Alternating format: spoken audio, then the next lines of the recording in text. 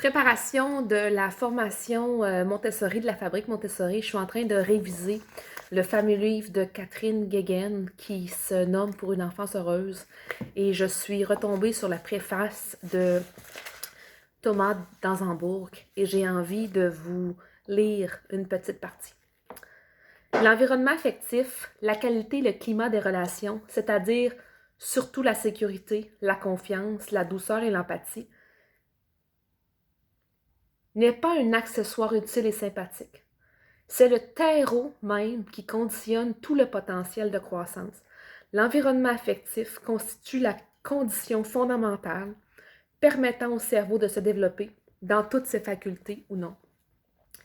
Si ces découvertes paraissent assez évidentes à bien des personnes intuitives, inconditionnellement bienveillantes, elles demanderont à nombre d'adultes, parents, grands-parents, enseignants, éducateurs, animateurs, d'accepter de démanteler leur système de pensée et de référence et de se déconditionner de leurs habitudes pour travailler à développer leur patience, leur capacité d'accueil selon le rythme de chaque personne, leur intelligence émotionnelle pour comprendre les interactions, les rebondissements, les mécanismes d'action et de réaction, les fuites, les bouderies, les élans d'affection, comme les poussées négatives.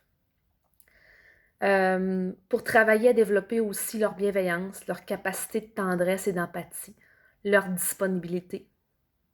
La patience, l'intelligence émotionnelle, la bienveillance, ça s'apprend. Ça s'affine et ça se développe comme la plupart des autres facultés. Nous ne sommes pas condamnés à reproduire ce que nous avons toujours connu.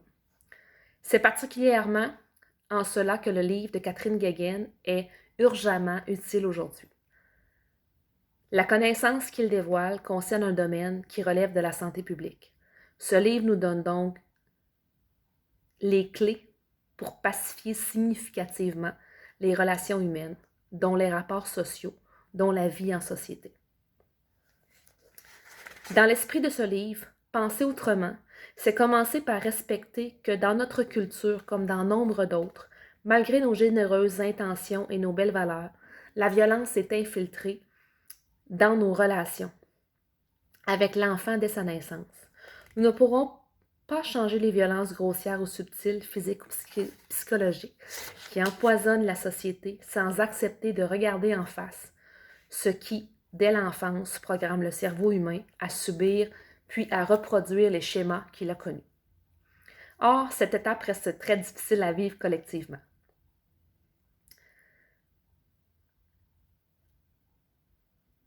Pour la grande majorité des citoyens, la violence, même subtile, qui a prévalu dans l'enfance, reste un tabou. On n'en parle pas, ça n'existe pas.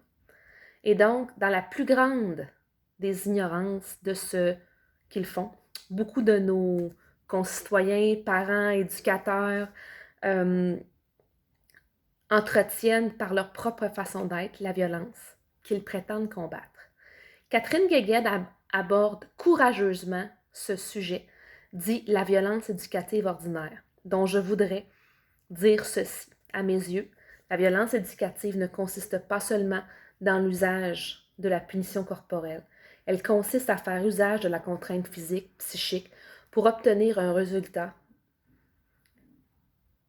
d'un enfant, soit quelque chose à faire ou à ne pas faire, quelque chose à dire ou à ne pas dire, quelque chose, une attitude à prendre ou à ne pas prendre. Elle est utilisée la plupart du temps avec la meilleure des intentions. Elle est l'expression du besoin de transmettre aux enfants des valeurs comme la discipline personnelle, le plaisir de l'effort vers un résultat, l'apprentissage, l'évolution, la coopération, l'intégration et l'appartenance.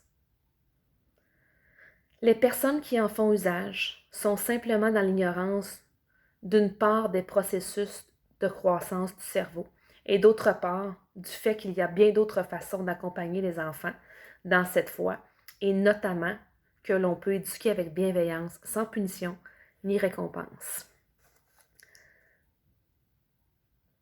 Ces personnes, parfois dans l'ignorance, créent un modèle contre-productif qui crée exactement l'inverse de ce qu'elles veulent mettre en place. En premier lieu, il y a l'impact négatif immédiat décrit par Catherine Guéguen sur la construction du cerveau. En second lieu, il y a l'impact à moyen terme.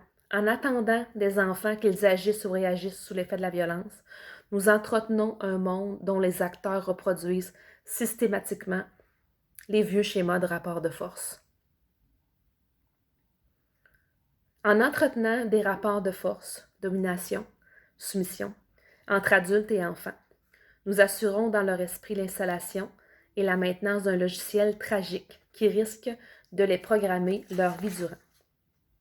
Lorsque nous ne sommes pas d'accord, la seule façon de résoudre un conflit, c'est de s'écraser ou d'écraser. Ainsi, nous perpétuons un modèle du monde où prévalent les tensions et les divisions, la méfiance par rapport à la différence, ou la peur de l'autre, la compétition ou la fuite, mais rarement la rencontre, la confiance, l'ouverture, le sens et l'estime de la différence, le sens et le goût de la coopération et la synergie.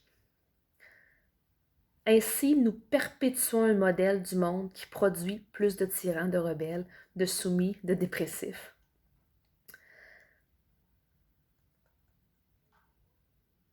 Thomas d'Anzembourg finit sa préface en nous disant « Je fais par mon travail l'expérience constante que nos évolutions personnelles servent et encouragent l'évolution collective.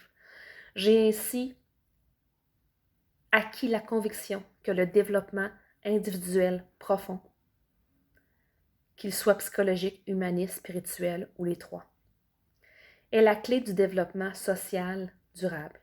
Je souhaite que ce livre aide de nombreuses personnes qui souhaitent une vie meilleure pour eux-mêmes, comme pour leurs contemporains, à mieux comprendre encore l'humain, en eux-mêmes et en l'autre, afin que nous puissions honorer de plus en plus la vie des enfants dans ces étapes, nous enchanter d'être vivants ensemble et apprendre à nous aimer sans condition. » C'était un peu la préface très spirituelle, je dirais. Si vous mettez la main sur ce livre-là, c'est un livre qui va changer votre façon de voir l'être humain pour le reste de votre vie. Simplifier comment notre cerveau fonctionne, comment notre cerveau fonctionne au niveau des émotions, au niveau de notre pensée rationnelle, comment mixer tout ça pour être pleinement accompli comme être humain. Ce livre-là va pouvoir vous aider. Voilà. Merci.